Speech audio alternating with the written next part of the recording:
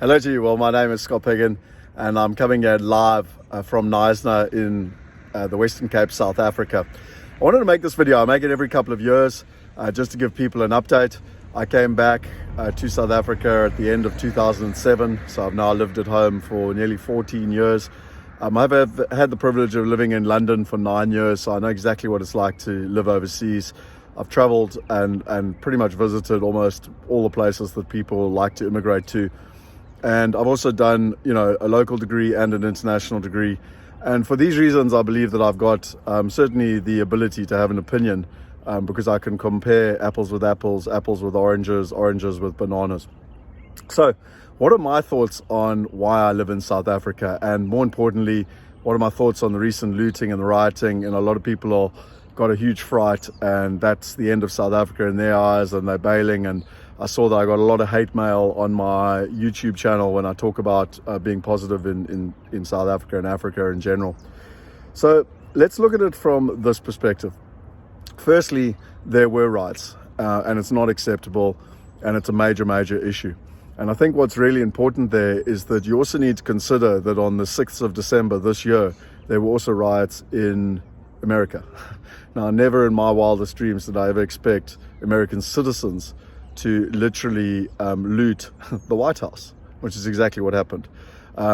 Towards the end of last year, Black Lives Matter had riots all over America, burning, cities and shops, and it happened basically. In 2011, there were riots in London, and there's riots all over the place. Now, I'm not condoning the riots. I think our riots were a lot worse at a lot higher scale. I fully acknowledge all of that stuff. But at the end of the day, why are the riots happening? And it's because people are being marginalized. It's because the Gini coefficient, which basically means the difference between the wealthy and the not wealthy, is getting wider and wider. And it's a major problem in South Africa. In fact, South Africa has the highest Gini coefficient in the world, as I understand it. But it's also a problem all over the world, and people being marginalized is the reason for the populism that's happening around the world, whether it's in Germany, whether it's in France, whether it's in England with Brexit, whether it's in America with Black Lives Matter or Donald Trump, or whether it's in South Africa with, the Free Zuma campaign, or, whatever you want to call it, that happened in KZN and Johannesburg. It's all the same problem. Now, the question we got for ourselves is where to from here? So I've got a great Zimbabwean friend, and he's actually my accountant, and he's lived in Johannesburg now for at least 15, nearly 20 years. And I always ask him, what's the difference between Zimbabwe and South Africa? And he's always been fairly negative, but he still lives in Johannesburg, in that we're going in the same direction as Zimbabwe. And I spoke to him just yesterday, and he said, listen, Scott, the bottom line is that while the judiciary remains independent, there is a hope and a future for South Africa. Now, I believe this is one of the most important things, and this is what I tried to explain to other people, is that I never expected Zuma to go to jail. I always expected Cyril and the ANC to pardon him, or to the courts to feel kind for him, or the police not even to arrest him, and they did it. And the right to law, the rule of law stood up. And what was really interesting to me, you take Magashula not getting what he wanted, and his court case being turned down, and you really see that the judiciary is standing up for what is right, what is constitutionally right, and how we agreed to run this country. Now, while that remains in place, there's definitely a hope and definitely a future for South Africa. What's interesting is that there's certainly political challenges. There's certainly,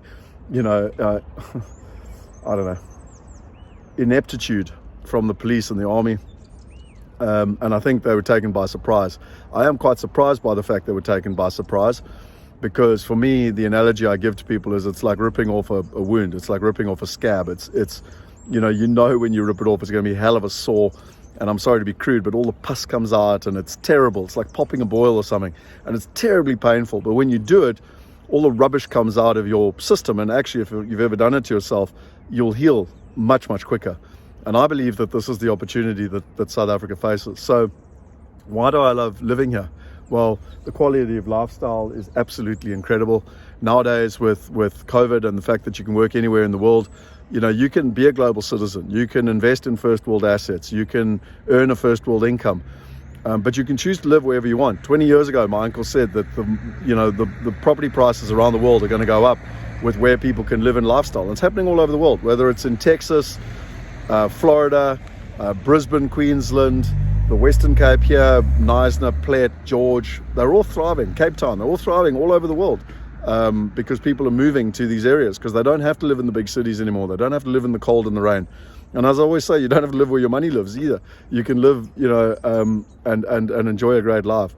The second thing is the quality of lifestyle. I've traveled all over the world. I've lived in other countries, and the quality of life that I have in South Africa and that most people have that I know is incredibly good. Now, don't get me wrong. I'm going to reiterate. I know that there's poverty. I know there's people that don't have the quality of life that I do, and that's a problem. And my philosophy is I can either run away from the problem or I can run towards the problem. I've spent more than the last decade trying to solve that problem, be it through providing entrepreneurship training for entrepreneurs, for children, through a concept called Lemonade Day. Through that Lemonade Day concept, we found an incredible young man. His mom is a police lady. His dad was a security guard who unfortunately passed away. And he had a dream to go to a private school, and we actually crowdfunded him, and he spent 5 years at a private school here in Knysna, at one of the best private schools in the country. And the community, we crowdfunded him, and the community paid for that. And myself and my family contributed a lot towards that. And he's now at university in Cape Town, and who knows, he might be the next Elon Musk. About 15 years ago, my mom was running TREE, which stands for Teachers Resource and Early Education. It's the biggest NGO in the country, which is empowering teachers with early childhood education. I managed to help her do some funding overseas. We raised over $2 million to build schools in KZN. And when we had the fires in Knysna, we equally crowdfunded and used global resources to bring in capital, and we built 5 houses for people that were destitute and had lost their houses during the fire. Be it through doing Santa Shoebox and providing presents to children over Christmas. My mother, to this day, she's 73, and she's still very actively involved in early childhood education, doing a lot with the Do More Foundation, and has a significant impact around the whole country now on early childhood education. My brother is an anaesthetist, and for 6 months worked for free on the front lines through COVID. And so I believe that as a family, everyone is out there doing their part to make this a better country. And most importantly, through a concept of Wealth Migrate, which is a company called Global Wealth Group, empowering everybody to be able to invest like the top 1%. We've literally got it down to $100 now, and we're on our way to $1, where we can truly help everybody to be able to invest like the top 1%. And if you want to get wealthy, the fastest way to get wealthy is to copy wealthy people, to do what wealthy people are doing. And it's that accessibility and that democratization of access that I believe is the future for not only Africa but for the world. Imagine when through a smartphone, an individual can invest $1 in a quality asset, no different to someone, a hedge fund or a billionaire in the same asset getting the same return. So my philosophy is, I was overseas many years ago and I was talking about the problems in Africa, and someone said to me, well, the bottom line is you can either run away from them or you can run towards them and solve it. On top of that, we've got an incredible education system here. And I know that. I've got a degree locally and a degree internationally. I know what the schooling's like. The schooling here is incredible. And some will say not for everybody. I get it. It's not the same for everybody anywhere in the world. And so, you also get to choose. My father went bankrupt when I was 17. I put myself through university, both locally and internationally. So anyone that gives me the silver spoon speech, I'm sorry, but you can shove it back in your face. When I did my master's, I did it full-time on top of a full-time job, 6 days a week, that started 8 o'clock in the morning, finished 6 o'clock in the evening, and that was 6 days a week. And I did a full-time master's on top of that.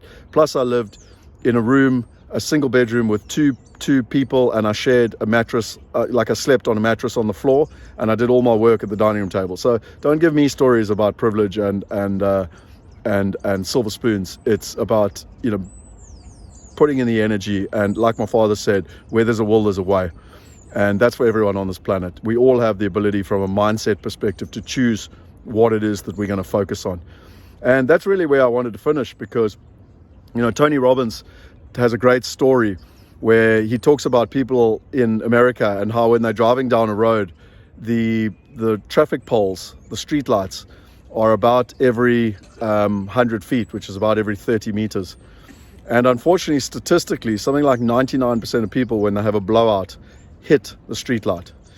And actually, statistically, it should be completely the other way around, because there's a gap every 30 meters between and then there's nothing, and then there's a street light, and there's nothing, and there's a street light. But why do people fail? And why do they hit the street light? And that's because they focus on the street light. When they crash, when they have the blowout, all they go is, I don't want to hit the street light, I don't want to hit the street light, and I don't want to hit the street light. And what do? They go straight into the street light. And the key to driving, and what you get taught when you do advanced driving, is that just focus on where you want to go. Just steer on where you want to go. And then you miss the street light. And I think it's such a brilliant analogy for focus, because we can focus on all the problems, or we can focus on where we want to go. We can focus on the positives that are happening. We can focus on the tremendous progress that Cyril Ramaphosa and the government have made since the Zuma debacle. And let's not beat around the bush. Zuma was a debacle. I flew my flag upside down, which, if you know, is you're allowed to do that if you believe that your country is in distress. I flew the South African flag upside down. I flew the South African flag upside down while Zuma was effectively running this country, because he was a debacle, an absolute debacle. But he's not the only debacle. There's been plenty of terrible leaders around the world, including some in the Western world of recent times, and I think most people know what I'm talking about. So, when I look at it, and for the future, I get told about, but there's, for my children. And I look at my child, and the future is the emerging world. The future is China, it's Southeast Asia, it's India, it's Africa, it's South America. And the only way to succeed in the emerging world is to be able to thrive in chaos. Okay, and one of the things that your greatest benefit of living in South Africa and Africa and anywhere in the emerging world is that you can thrive in chaos. We opened an office in China in 2016. It's highly successful now. We're about to open an office in India for the same reason. We know how to thrive within chaos. I would never want to take that away from my son. I'd never want my son to move to Australia or to England or to America and to literally become, indoctrinated in how first world countries work, which is where everything works. Don't get me wrong, that's nice. And if you want to thrive in the first world, that's nice, but they never know how to operate in the emerging world, and that's where the future is.